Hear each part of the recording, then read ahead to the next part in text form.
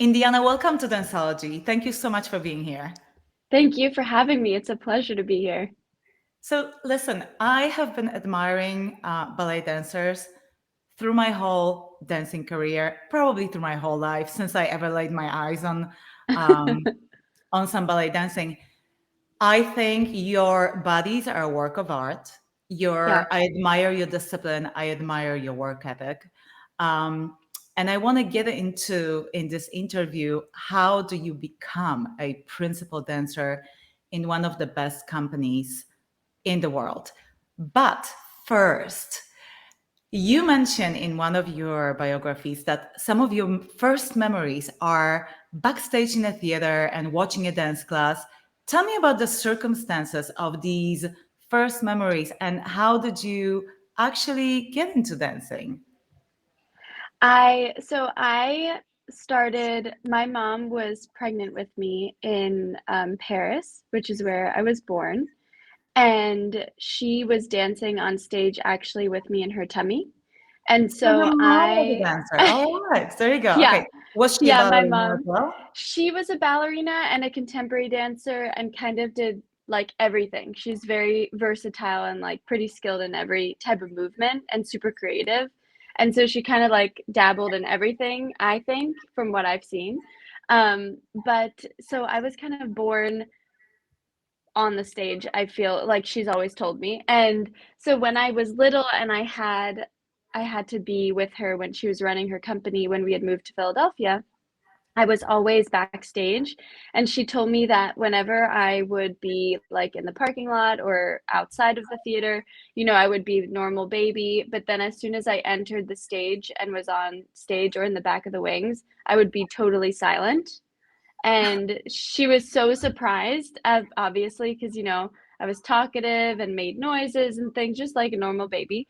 And then there was something about the theater that like silenced me. I don't know if she always says it was because, I obviously like respected the space or found it like to be a very special space or calming as well. So like all the above. But yeah, so I kind of grew up in the theater thanks to my mom. Got it. So these are your first memories. I mean, also a theater for a little kid. That's like overall overload of stimulation, 100%. Oh yeah, Um, it's a playground. so have you? So it just happened. You just started dancing. Your mom was a dancer, but I also read that you actually started ballet quite late. You were 10. So I just so started our listeners point. know, 10 is late for Yeah. ballet, right? Yeah. Well, I started ballet when I was 3, but Okay. then I went on point when I was 10. Um, Oh, yeah, so like I started pretty young to be completely honest, and I also was a very active kid. So I skied, and I played tennis and I did karate and what else? Ice skating. I was very into active sports. And there was one point where I kind of had to choose ballet or other sports. mhm. And it took me a little bit of time, but I chose ballet. And I kind of just continued like that narrow track, of like, I just was Right. really focused and Focusing. just, yeah, I felt like I wanted to do ballet. It was my calling. And so I just dove right into it and made the decision to start. I think it was 10 when I made the decision to Right. start That, like, that's what I was gonna ask. Do you remember that moment when you decided, okay, this is what I want to do. This is what makes me happy. This is what makes me complete, or this is my calling. Do you remember that moment? How did it come about? I do. I danced in a studio, a small Russian ballet school in Venice Beach, California. Very, very tiny and like amazing tininess because then you had, attention on you too, like to be very good in what you did. And we had a teacher named Yuri Grigoriev who Mhm. was like the most incredible teacher. He was a dancer at the Stanislavski and he was just an incredible teacher. And I remember I used to do some of the I think I was doing a show and I just in that moment when I was on stage, I just was like, this is one of my favorite places to be in. And I just loved the discipline of being in a class and almost just like mastering a craft. I loved working hard and always improving, and that there was nothing you could never be perfect in this Right. art form really, or any art form in that um, in that case. But in specific ballet, like you are always working and striving, and it's very inward but also shared. So it's kind of like there's lots of different aspects to it that are really cool because it's in a community, but it's yourself that you're focused on. So you're not alone and you can just be with others, which I really loved. But I feel like I really felt it when I was on the stage in rehearsal and then in the show, that I just like I found so much joy that I really wanted to continue and just focus on that and see if I could get anywhere. So tell me about your teacher. You mentioned your teacher was Yeah. Russian. He was connected to the Russian style ballet. Is that where you started with?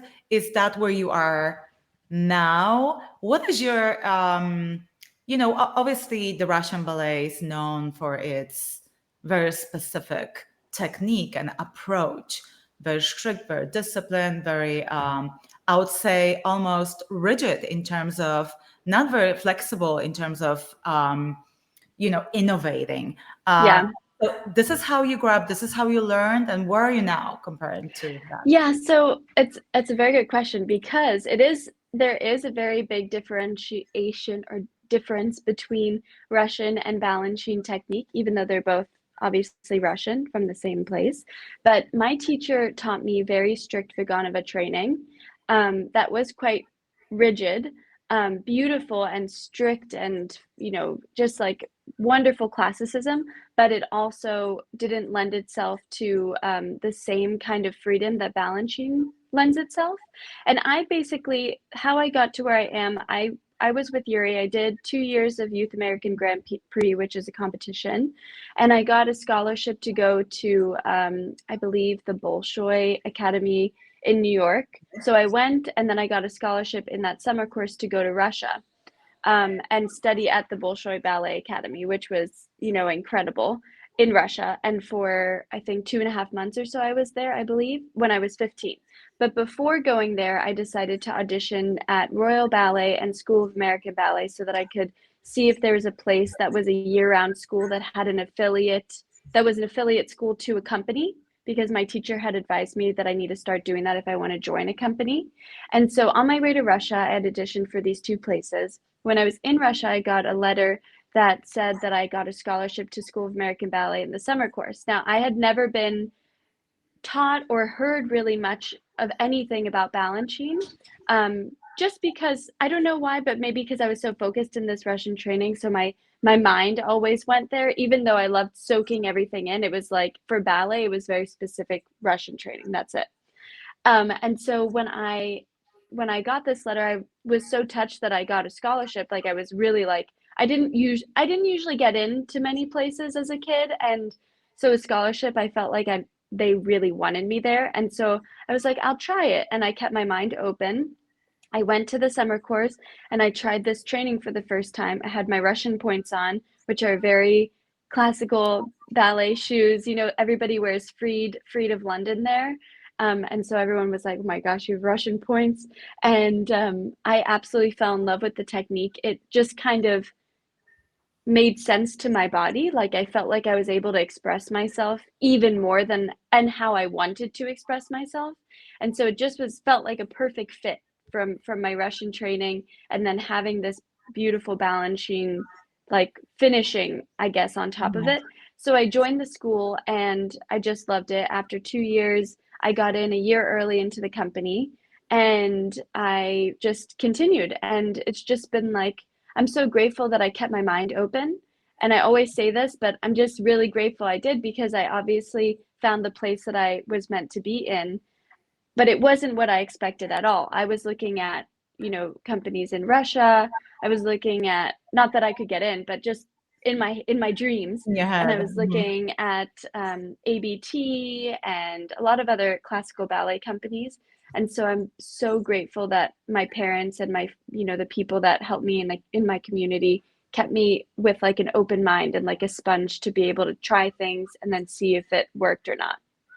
So did you end up going to Russia? Did you end up going to that Bolshoi training camp? I think it was, you said? Yes, I How ended up was it? going Tell to me about that Russia. experience.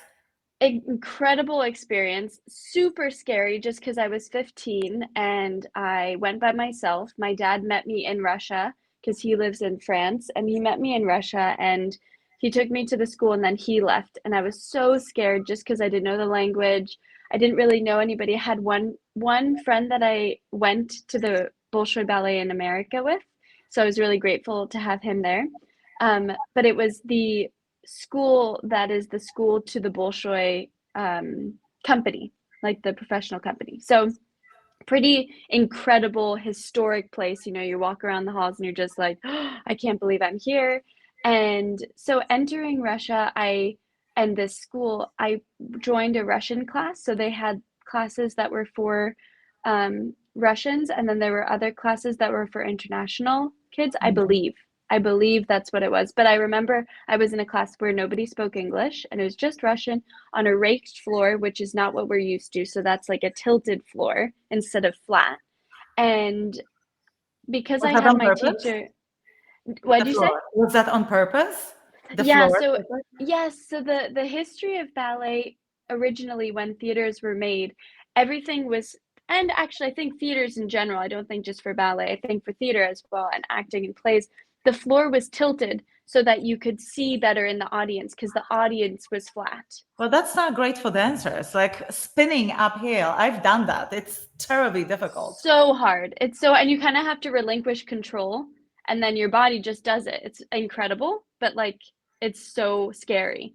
So I was 15 and I'd never been on a raked floor and I was like, "Oh my goodness. Okay, well, here we go." And I just jumped right in. I made tons of friends. I had just the best time. I learned Russian. They offered us like a class in speaking and in writing. And so I got to really learn Russian really well, which I was super grateful for. And I Oh, made do you still speak? wonderful friends. I when I left, I kind of stopped immediately just because nobody around me spoke Russian, There's no and utility, right? it wasn't. Yeah, but you know, I recently started. I learned the alphabet and learned how to read, so I can always read Russian, but I don't always know what it means. So Hmm. it's like I have some useful tools, but it was an incredible experience, and I think it was like one of my most formative experiences in my life because I was set alone and I was able to learn and grow by myself in this incredible foreign country and make friends. And then I came back to America after, and it was just a wonderful experience. Well, and it also says a lot about your personality, how you could benefit and from that experience being only 15 in a, as you said, different country, different language.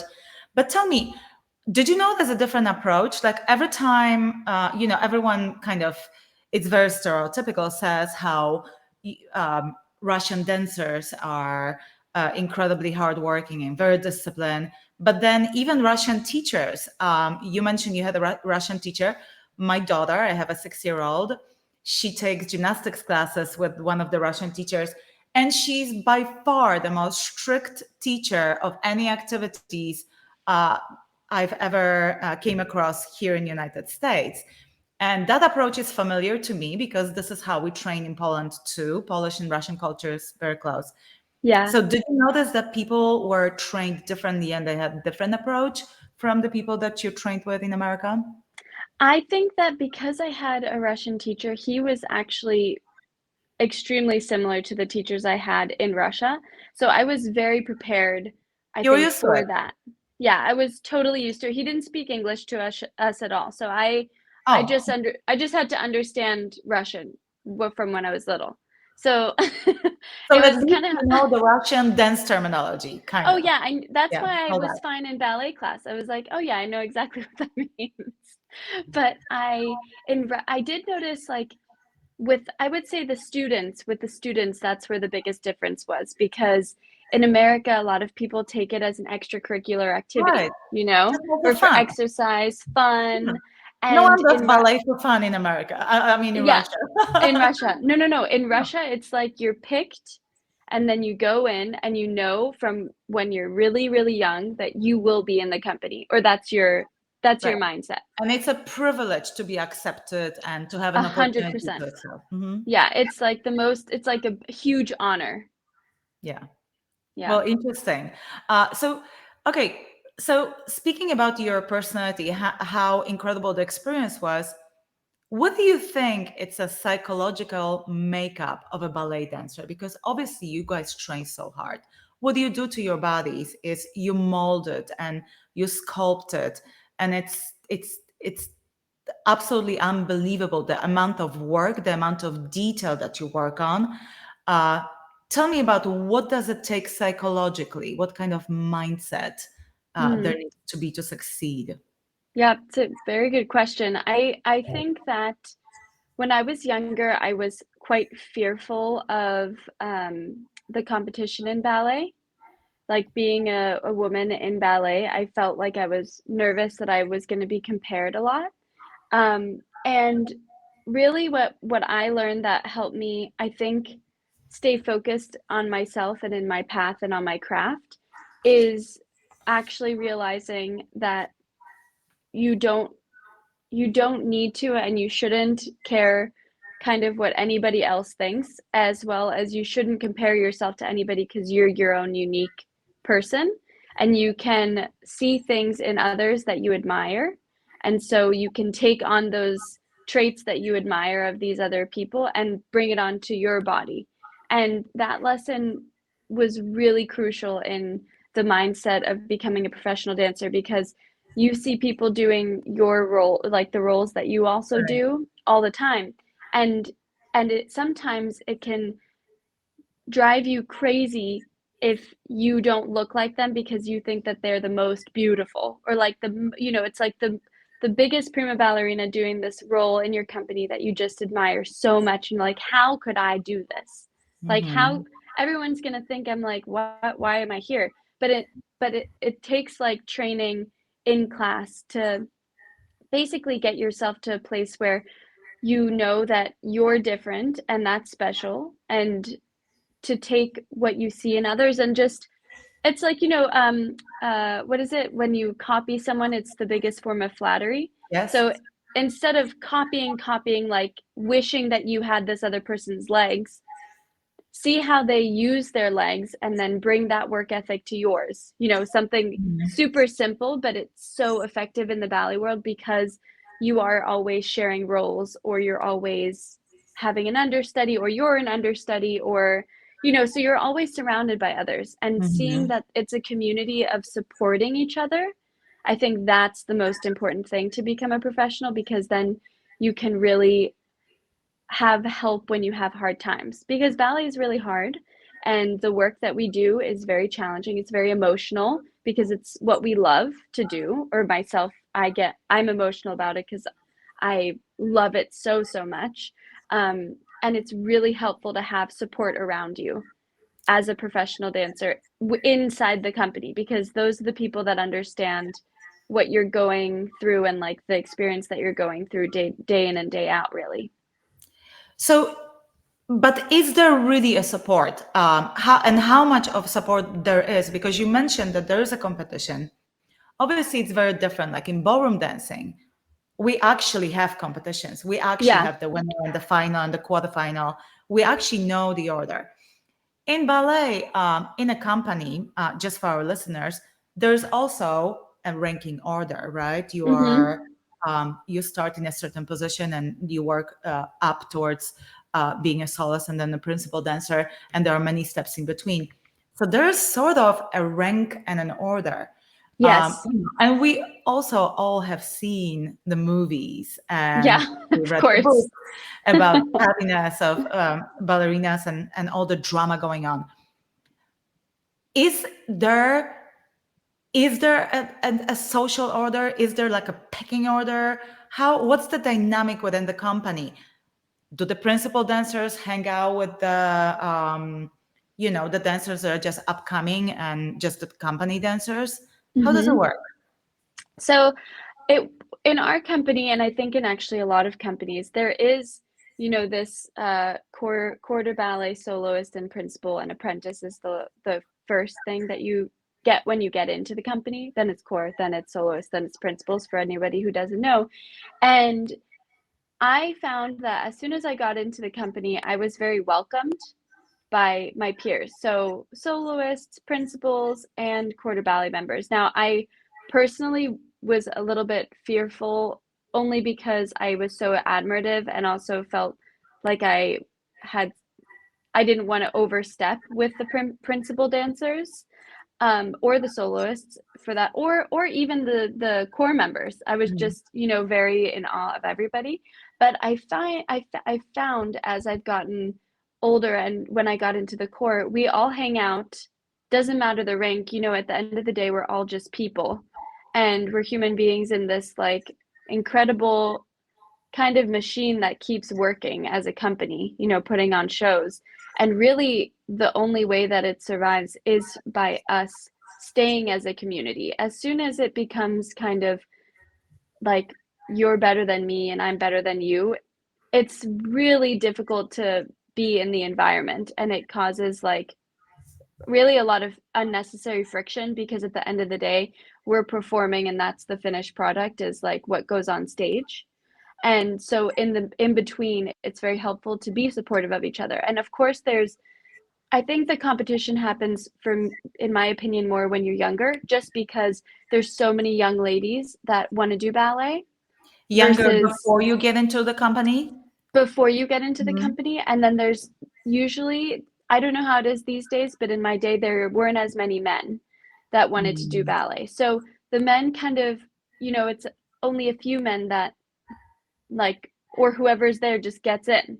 Even if they're Mhm. amazing, it's still like they don't have the same feeling as the women did, where it's like hundreds of girls that Yes. you just know that are itching for a spot. So I Mhm. feel like before you get into the company, it's like that. And then when you get into the company, you really are, it's a job. Number one, it's a job and you get paid for it. So that's incredible, but it is a job and it comes with all of the job things Requirements, and right? requirements. Responsibilities. Exactly. Mhm. Yeah. So it kind of stops becoming a competition and you just have to do really well at your job, honestly. And then you have your peers and they're your friends. And because we spend, I don't know how many hours, but so much time. It's like basically a family, and we support each other and we cry with each other. And when someone is going through something, it's very difficult in the company, and we all support them. So there's a lot more camaraderie that I would say when you in the company than most people think, and what's dictated in films. Well, that's amazing to hear. And okay, so we established that the films are fiction, all right? Yes, They they're are fiction. drama. They are to Yeah, they're make good dramatized. headlines, right? Yeah. Good headlines, good storylines. But you know what? That makes sense because you guys are a team and you are working towards creating one product, whatever the show Exactly. that you're putting on. So that completely makes sense. And again, I'm comparing it a little bit to ballroom dancing because that's what Yeah. I did. We are all working towards our individual goal, our Yeah. own. There's a couple, and that couple is a team, and that's about it. Everyone else is an Right. enemy there. You Yeah. guys do work towards the same goal. Yeah. All right. So let's, because as I said, I want to discover what it really takes to become the best of the best in the ballet world. So Yes. let's talk about a day of your life. How is your training? How is your diet? What do you do besides, your ballet training? Do you do Pilates, gyrotonics, yoga, Hmm. gym, weightlifting? What is it? Guide me through your routine. Yeah. So it's changed over the years as I've gotten older. And nowadays I focus more on actually things that keep me calm and keep my nervous system quite calm, which has helped me a lot with just stage performance anxiety and being overexcited all the time and things like that. But so a day in the life, I would say for me, are I would wake up probably around like 7:30 or so, 7:30, and I have a cup of coffee. I usually soft boil some eggs, and then I just kind of sit on the couch, relax for a little bit. Then I go into work probably about 40 minutes early or 30 minutes early, and I do a little bit of Pilates to warm up my body. So just abdominals, back work, a little bit of stretching, footwork for sure, and When put you my say clothes on. you're going to work, you're going for a rehearsal to the Yeah. theater or Yes. your rehearsal space. Uh-huh. Yes, so Right. we work at either the theater that we are in during the season, or the Rose building, Rose campus, which is the Mhm. same building as Juilliard. So when I go into the class, I take an hour and 15-minute to an hour 30-minute class to warm up for my day. So that's the ballet class. So I've done Okay. Pilates already. Then I go and I do a ballet class. And then after By that, 11 every o'clock, you have done more physical activity than the average person in a day, yeah. of their life. Okay. It is, but it's funny because it's hard to even see it that way, because it's the only way that my body feels good to do the warm-up class. If I didn't do it, I would feel terrible and just like quit, because I was like, oh, this is so painful. But I don't. So I do all of the activities and then after that, so every day is kind of different, but if I had a full day rehearsal, I would do rehearsals from 12 to 3, and it would be probably an hour and an hour of all different ballets. So go into a studio, do one ballet, go into a studio, do another one, and another one in the next hour. So there's so much that we rehearse Mhm. in our rehearsal period. We rehearse for like the 6-week season, and we do so many ballets. Right. So we're kind of constantly switching our brains to each ballet, and the music really helps for that. So I do those rehearsals. Usually in between there, probably have a banana or some nuts or something to keep me going. Always drink water as much as you can, even though it's quite hard because you always have to go to the bathroom. And that's not very fun when you're in ballet clothes. And then we have usually our lunch break after 3 hours.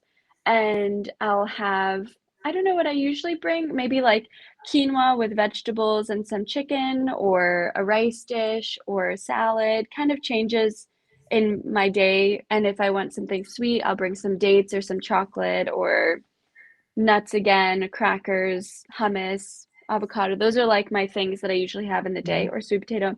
And then we have another 4 to 7 Oh, during wow. a rehearsal period. So four It to is a seven, job. It it's a really is job. a job.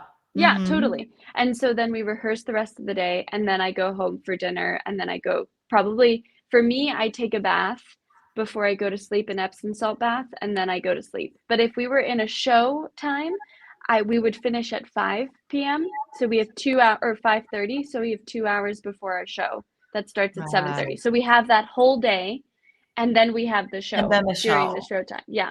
Wow. Yeah, That is, so it's it's a lot. you can't compare it to any other experience. We do it, let's say, on Dancing with the Stars, but it's not nearly as intense because you're working with not professional, and a lot of it is teaching the other person, so it's mentally and time consuming, it's mentally straining. But Yeah. you guys actually are dancing in point, or you are on your feet doing your Yeah. job for so many hours, pretty much whole day. So many um, hours. no wonder your bodies end up looking like they look, Yeah, and they look we absolutely definitely so work good. hard. And then to answer your other question, what I usually do on the side Right. is I do gyrotonics. I kind Can of you have explain to found, our listeners what that is? Because I bet not many people know, and it's a yes, fairly new thing. it's so gyrotonics, I think it was probably, I don't know when it was created, maybe in the 70s, something like that. But basically, it's a form of movement that's very circular and doesn't have much weight bearing. So it's your body weight, and you're moving circular. So it's always a flow. And it's a form of exercise, a form of practice that really strengthens every single tiny to big muscle, but in a lengthening way. So Lengthening way, right? nothing is tight or Yeah. restrictive. And so I found it so important for me because I do a lot of jumping, and my muscles get really tight. And if you're a runner, a cyclist, anybody who does any exercise, this is like the most amazing thing to complement your body, and as well as your nervous system, By the way, because I'm it so shuts it sorry. That down. was my dog snoring out there. I don't know if you Oh, heard it. he was snoring. Well, she has this inverted sneeze, so she goes like, Oh, I'm not gonna try to to do imitate her. it. It's gonna be ridiculous. But just in case, it wasn't me. That's very cute. But yeah, so it's like a really lengthening form of movement, but it also is very calming to your body. So it brings you back to your breath. You're super focused. So it's almost like a meditative state as well.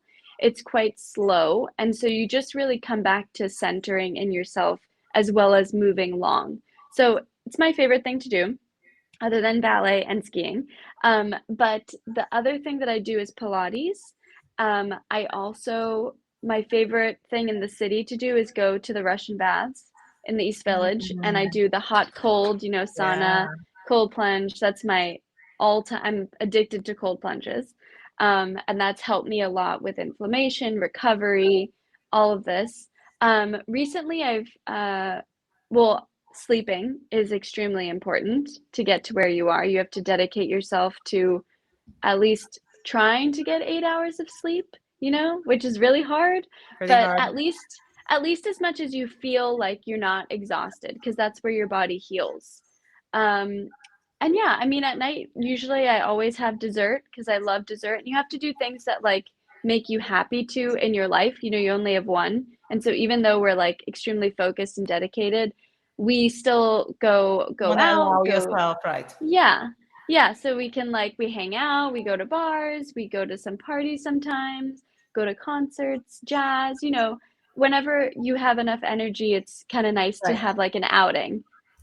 So, okay, so I have a couple of questions. When you do a show in the evening after the whole day of training, do you still wake up at 7 and continue with the routine, or you take it easy the next day?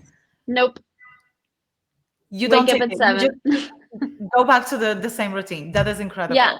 Yeah, So our this only is guys, day, yeah, it's crazy. The only day that we wake up late or have a later start in our day is on Saturdays because we have two shows that day, so we have 12:30 class.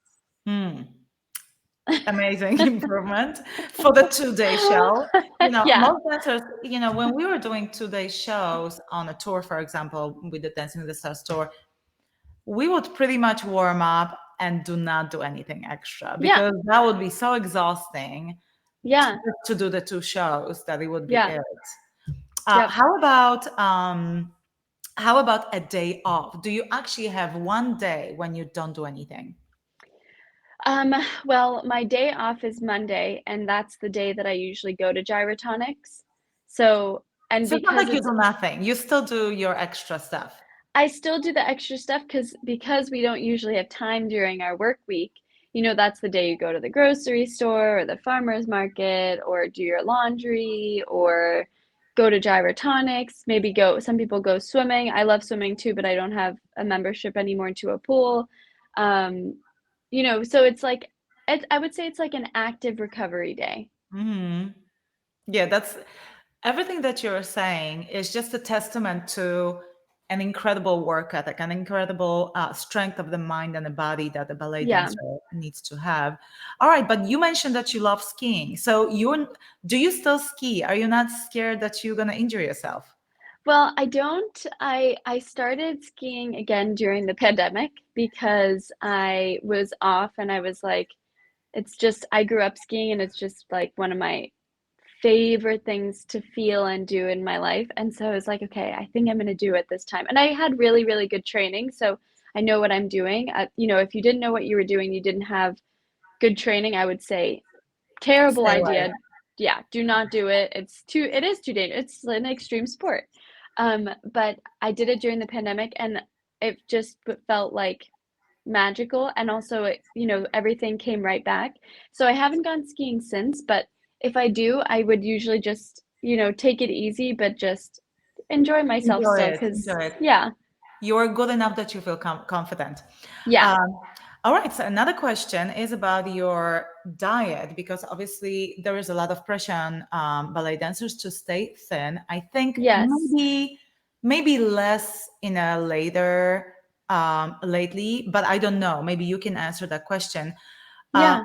how difficult it is? Is there a pressure to stay thin? Do you think that um, obviously it's for aesthetic reasons, but also I feel personally that as a dancer, when I gain a little bit of weight, go home for Christmas and, ate ton of polished bread Yeah. and pierogi, Yeah. I would feel heavy. I couldn't get my body to perform the way I wanted to perform. So it's Yeah. not only the aesthetics, but it's also just um, you know just a simple technical thing that your body is your tool and you want to keep it in top notch shape. But tell me about, is there a pressure? How does it work? How do you still stay thin? Did you Yeah. struggle ever with your body or your body image? So to I'm gonna go backwards because I had a thought of what you were saying with like that your body's your tool. Because I've been watching the cycling right now, the Giro d'Italia, and it's so interesting because their mindset's quite similar to ballet dancers. Like their body is their tool, and they use Mhm. like mathematically like Yeah. what they put in their system to perform. And we don't really have the same thing at all because we don't have people that help us necessarily with that. Like we have people that we can ask advice for, but it's not, part of our training. But in my experience, what I found that's most important is to see what makes you feel good. So Hmm. if you feel like, having a I don't know if anybody feels like this, but having like a ton of sugar makes you feel really good to perform, then, do it. But honestly, I think in ballet You dancers would and in not. performance, just scientifically, like sugar makes you crash. Yeah. So like you have to find long endurance things. So like Hmm. before a show, there was a dancer in the company named Lauren King, and she always used to have a full sweet potato before she went on stage. And we were always like, "What is that for? What is that for?" And she was like, "It's amazing because it's the only thing that like keeps me feeling like satisfied, full, but also like long, long energy so that I could make it through the entire Hmm. show." And obviously, you should complement it with other things, but those kinds of things are super important. So my diet kind of is kind of around that. So I kind of see how I feel and then kind of just eat whatever I want. But if maybe I notice that having a big, like you say, like a giant thing of bread or something makes me feel sluggish, then maybe I won't have that before a show. I'll have that another day. So it's not like it's super controlled. It's just that it's what you feel. But I think that the pressure has died down a bit these days. And I think it's more about feeling good and being healthy, which is great, honestly, because I think then you actually get the best results from people in general in performing and in their bodies because they have less stress, which also makes you, hold water and like produce cortisol, which is like not great for your body if you want to be sculpted or thin or whatever. So, like keeping a calm mindset, mentality, and your nervous system being quite centered and stuff is as important, I think, as your nourishment. And I definitely struggled when I was younger as a ballet dancer because I had a lot of muscles. Just naturally, I was pretty muscular, but I also because I did skiing and bike riding and, karate and Athletic.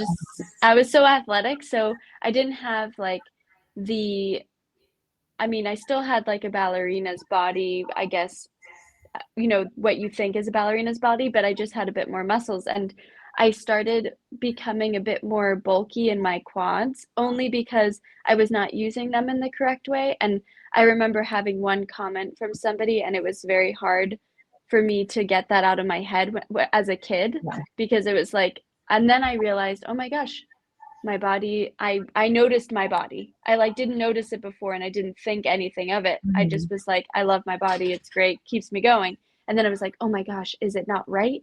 You know? And Right. so after that I kind of struggled a bit just in like feeling like I was too bulky to be a ballerina.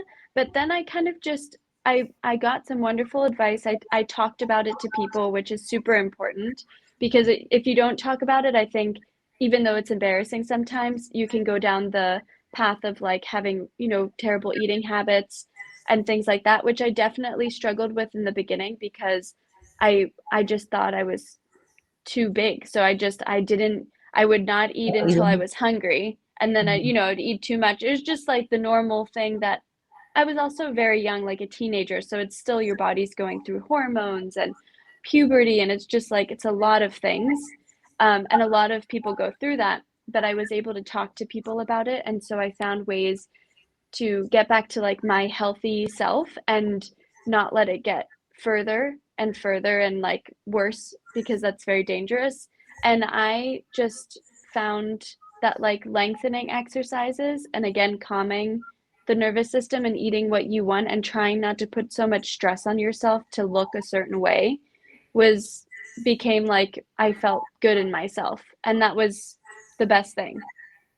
So, do you still think that there is a certain look that ballet companies are going for, or there is a little bit more room in terms of there's more diversity in body shapes and body forms, as opposed to in past years when, decades ago, when ballerinas had to be super thin and certain way?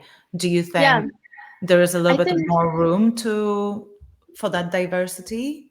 yeah, I do. I think, I'm very happy about it too. I think there's a lot more room in the diversity of body types um, these days. I think that what's really important is your ability and what you can do and what's special about you and your how you've trained yourself and the training you've gotten and how you perform. I think people have gotten to a place where that's I think, of course, there's still body type and something that's like the traditional ballerina that's always, you look at somebody and you're like, wow, that's a beautiful ballerina body, but I think it is changing a bit. And as long as it's you're healthy and you're not hurting yourself, I think that's the goal basically is to just kind of be welcoming to all body types, but also to be healthy in yourself.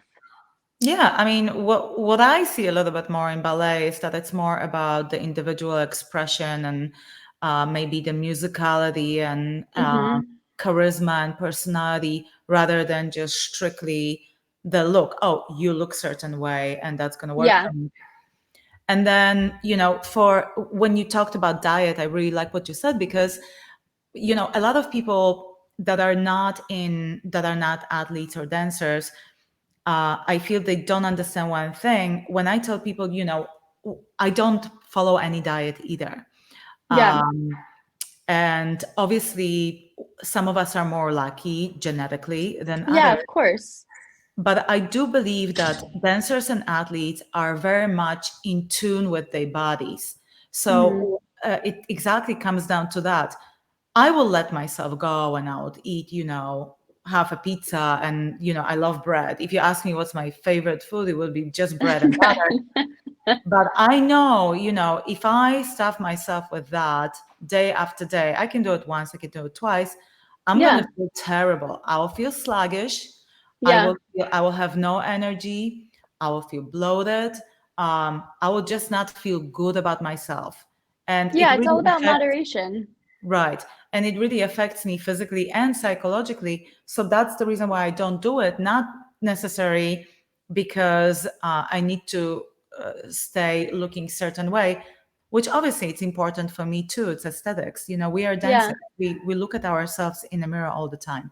Yeah, But I think exactly. it's but I think it's really being in tune with your body what makes a difference. Like really Yeah. notice how the food affects you. And so that was a very, very good point. Yeah, and Uh, we're athletes, so you have to fuel yourself. People have it in there that like, we don't eat because we're dancers, but actually it's quite the opposite. We usually actually eat more than other people. we burn more. We Yeah, just have because to eat the right things. that make you feel like good. Yeah. Yeah. Have you have you ever heard have you said that you struggled with your body image a little bit at the beginning. Have you ever heard have experienced or came across a person that struggled with it and did not come out of it in a positive way you did? Yeah, I definitely have come across several people that I've experienced that, from with friends and others growing up. And it's led people to quit ballet or go a different direction. But in the end, if it's led them to quit ballet, it's obviously become so difficult mentally that it's important to like exit and kind of restart also and help yourself like get away from the whatever toxicity you've kind of taken on with yourself. Because like you say, it is really hard. We are staring at a mirror all day. and so and when you're a kid too, that's really hard to, when you start realizing that you have a body and it looks like something and you control what goes in it. Just Hmm. as a kid, it's like it's like the, what is that, the glass is shattering. It's like something that Hmm. shatters and you're like, oh wow, this is so different. And so like some people just can't shake that, insecurity and that like difficulty of looking at yourself. And if they're struggling too with something like an eating disorder or something, or a mental disorder of like, dysmorphia or whatever, it's good that like the people I know have just kind of exited ballet, or have seeked out help, and that's how they've gotten better. But it's always kind of stayed with them. Is that common in ballet world? I think it's I think it's pretty common for women to go through, and men, women and men. I can't single out just one gender, but I think it's pretty common to go through it at some point in your life. I don't know if it's I've discovered that it's mostly common when you're younger, just because you're figuring yourself out and you're younger and you don't have as much knowledge obviously as you get older. Um, but I think it is pretty common because again, you have people staring at you and you're staring at a mirror, and at some point there's going to be something where it clicks in your mind that, Hmm. oh, I need to look a certain way or something. Hopefully, I hope not, but in my experience, I think it's pretty common. I think so too, and this comes down to this whole controversy with teenage girls in particular using Mm, social media. And you are so right. It's that age when you start becoming aware of your body that yep. you look at yourself different way. You start to compare yourself to other people, and having, in this instance, social media and having certain um, images and certain perception of how female body should look like can be Yeah. very deceiving. And I don't think that when you are 15, 16, you are ready to deal with that. You just are not. No, not at all. And now it's everywhere. And it's so much pressure on this, the younger generations to grow up with. So I'm so glad I didn't, because The the social same. media, it's like there's so much to compare yourself to, and everyone is different. And also it's an image, or, it's not real. It's not like what you see in front of you. So that whatever people are seeing and not able to compute that it's an image and not the reality, they're going to think that they need to look like the image, in Right. order to be the best. Right. And the difference is that me and you, we are equipped with dealing with it because Yeah. we are already grown up and mature and we figure things out. But a lot of these young girls are not. And Yeah. um, so that just confirms. So thank you for sharing. But that just confirms how those years are so critical and so fragile, and our Yeah. images so fragile at that time. Also, for parents, they got to be really, really careful with that. Definitely. So, listen, speaking about the image and where you are right now, you are 30 years old, and I don't know um, if it's old or young in ballet. In ballroom at 30, we got to talk about age because unfortunately, being an athlete and dancer has an expiration date. Oh yeah, for sure. Most ballroom dancers retire at age about 35. It's obviously different for everyone a little bit. Yeah. Um, and so basically, what is the average career of a ballet dancer?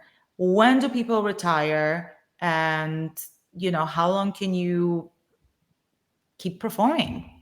Yeah, so everyone is different, like you say. But I would say that the average and the experience of the people that I've seen around me is roughly like 38 to 40. People usually Mhm. retire. I would say 40 is like pretty much the incredible average that people get to. Although I did see that Yuang in San Francisco Ballet, I believe she just retired and she's 48, which is Nice. incredible. And as well as like Alessandra Ferry, she's still going and she's, much older. So it Well, Maya definitely, Kosieczka was dancing at 60, I think, still on the stage. exactly. Or Alicia Alonso too, Oh, forever. So, oh, there's some people that are just incredible anomalies and can dance because their bodies feel good. But I would say most people, and like you say, kind of the gap of 35 to 40. Some people retire early to like pursue a different job because they realize they don't want to continue. But it has to do with your body, to be honest. Like if you and your mentality. If you love it, if your body's still okay, then you can go for as long as you would like. If you're done mentally with it, it's time to, I think, be done with it. And then if your body is done with it, I think as well, it's like we only have one and you don't want to cripple it to the point where you can't walk. So listen, where do you feel you are right now in your career? Because I actually remember right around when I was 30, like between 30 and 35, I felt these were the best year of dancing for me. And I'll tell you why. I was already, as a dancer, on the older side, but I felt I was past all the insecurities, all the things I had to deal with as growing up. I had enough experience, enough knowledge to um, really appreciate what I was doing. And I remember every single time I would perform on a stage, I would be just so grateful and I would have such an amazing time. And I enjoyed it a lot more than in my 20s. And looking back, looking even at the videos, I think this was some of my best dancing, emotionally and physically. Tell me where you are in your career. I feel the exact same way as you.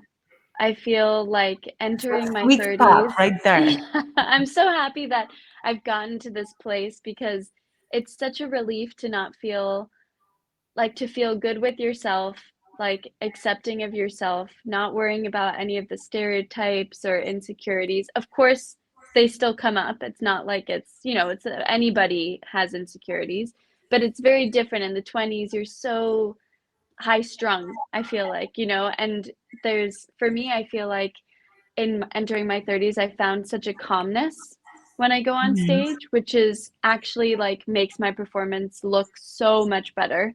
And like I can actually be so much more present. And it's so special. And I feel the same way every time I enter the stage. I'm just so grateful. And it's like such a because I feel like I'm entering the end of my career now, like the end 10 years roughly of my career. And who knows, like I don't know where I am necessarily, but I'm entering the other side of my career, which is like the older to the end. Like I see a finishing time. Mhm. Whereas when I was 20, I was like, oh, this is gonna go on forever. Right. And You feel you're invincible and you're gonna last forever, for sure. absolutely. And so now, like at the 30s, for me, I feel like I'm not invincible and this is going to end. And it's just brought, and that's not a negative thing. It's brought on just such a gratitude and appreciation for every time that I do get to dance, whether it's in a studio or on stage. And like I said, like this calmness that I feel, I think that comes with age as well, and being equipped with all of the tools and all the lessons that I've learned to really be confident and to execute the steps and be present and listen to the music. So it's a pleasure of a time to dance right now. The No, sweet spot, like you said. right. That's it's fun. I hope you're gonna enjoy it for as long as possible. But tell me, where do you see your life in 10, 15 years, whenever you're retired? And also, at this moment in life, do you have I would call it a plan B? What if you get injured? Um, Tell me, what are your plans for the future? Yeah, I mean, it's a great question, something that dancers always kind of, I think, like ruminate on, because there is a Mhm. finish line and you can always get injured and your body is your tool. So if you can't do it, you can't do it.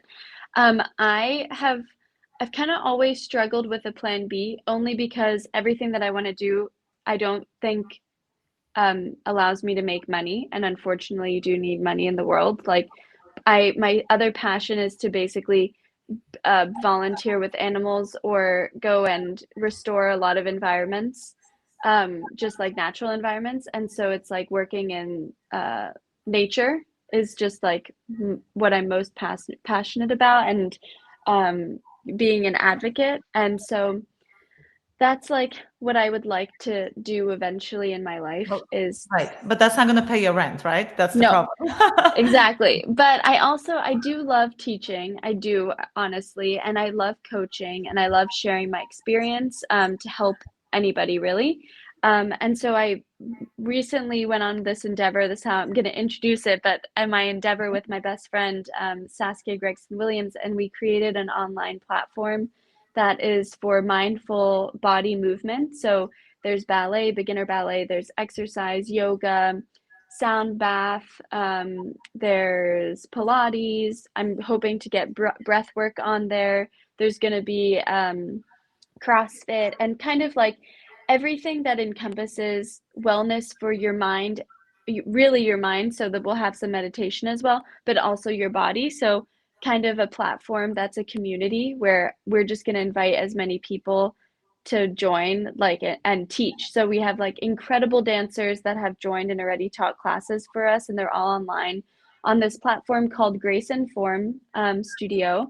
And so I'm hoping that this platform that my best friend and I have created is basically going to be my plan B, but also just something that I'm really driven to keep going and just keep growing. And I'm very passionate in trying to help others, and I feel like I found that movement is so helpful, and mindfulness is so helpful to others whenever I talk to somebody or share my experience or give them a class or anything. And so I would say that's my plan B, is to keep working with this Grace and Form studio that we've created, and just keep going with it, because I've already seen so many people just feel so happy and feel good in the movement, because ballet, it's strict and you have to be in a studio and stuff, but it's so nice to do ballet and like move. And so we wanted to bring it to everybody and make it accessible. Um, and so that's kind of what I'm super passionate about right now. And more so like after my career as well, alongside, but then after my career, I want to dive into it. Yeah, I mean, listen, first of all, it sounds like a very, very valuable business. I think it's a great idea because who uh, who knows more about human body than ballet dancers? And Yeah, obviously, exactly. if you want to take an advice on how to stay healthy and how to stay in good shape, I always say take it from someone who you admire and who is a walking example of that. Totally. And you seem like an incredibly healthy and fit individual, someone who, you wake up in the morning, you do Pilates, you eat Yeah. boiled eggs, quinoa and avocados. Like you lead such incredibly healthy lifestyle, and it doesn't seem like you feel like you're depriving yourself or of anything. It seems No, like you no, are yeah. very happy and satisfied in what you're doing. But obviously it is a business, and I hope you succeed in it. And speaking about that, uh, we mentioned money. Do you feel like you are getting compensated enough for the work that you're doing in the company? It's not about personally about this particular company, but dancers in general, ballet dancers. Do you Yeah. feel do you feel they get compensated? I Um, really don't. I don't feel like they get compensated enough, because we're like pro athletes that yeah, perform so often. And when you look at the NBA or the NFL and you see like what these people are making, and the work that they do, I wish that it was as respected as that, because we do just as much and maybe work. more, work for so much less. And you really get left kind of in the lurch after your career. Not that like they just like throw you out, it's just money wise like in the general sense is it's keeps you going. And unfortunately, I don't think dancers in general get compensated enough. Yeah, I think you even work harder because when we talk about a football player, an active football player, or any athlete, they have their seasons and they do get a season off and they do train in a season off to stay in shape, but not nearly as hard as they do in a season. And it seems like you are in a season all the time, Yeah, a all the day time. after day after day. Now, obviously, it's a market economy, and it's based on demand and supply. And you have a Super Bowl that's watched by 100 million people. I actually talked about it with Dennis and Antonina, which Antonina Yes. says hi. Oh, I say hi um, always. we talked about it, and I think that the problem is, I love ballet and I love classical ballet, but I think there should be more done in this discipline to, unfortunately, cater to more general public. So Yeah, more I people agree. can come and enjoy it. Because quite frankly, I obviously love dancing, but you go to see any of the classical ballets, and I'm not saying that they should be changed or modified, but it's 3 hours, Yeah, of listening to classical music, and you have to have a very sophisticated taste to really enjoy it. Uh, yeah, and a lot of people unfortunately are not at that in that place, and nowadays people can't even sit through watching a 3 or 2 hour movie. They want the quick form of entertainment. So yeah. I think maybe if companies would be able to adapt in some way to make it a little bit more, um, I It's would like say, approachable. entertaining or Yeah, approachable. That is a good word. More yeah, approachable to the public. yeah. We have what we're lucky in this company, New York City Ballet. We do basically three different pieces in a night that are 20 minutes. And so That's that's great. like That's it's great. amazing. Yeah, because the audience comes and it's like something different every 20 minutes. Gives you variety. A very good variety, and it's a pretty quick show. It's 2 hours usually with two intermissions. So I think they've hit it on the nose with like grabbing attention of different people. And we also have a deal that's like a 30 for $30 ticket. So Mhm. if you're 30 or under, you get $30 tickets. So it's like encouraging the younger audience to come. And we have as well like an art series program. So like it's incorporating an art, and you get free beer and wine, and it's like an event, and it's 2 nights a season, I think. And so you get cheap tickets, and then you get to enjoy like a whole evening. So I think, but I agree. I think that in general, all the companies need to try to find ways to like make things more approachable so that it keeps Mhm. going. That's the only way it's going to keep Yeah. going, basically. Right, right. Do you guys sell out shows? Do you We have a sell out following? shows. Usually Nutcracker, the winter show is the Right. most sold, of course. But I think that things are going really well with the ticket sales these days, which is really, really great especially since the pandemic, it was so empty, and so now it's nice and full. But we need to keep working on it, obviously. Yeah, no, I love, as I said, I admiring ballet dancers' bodies and what you guys do.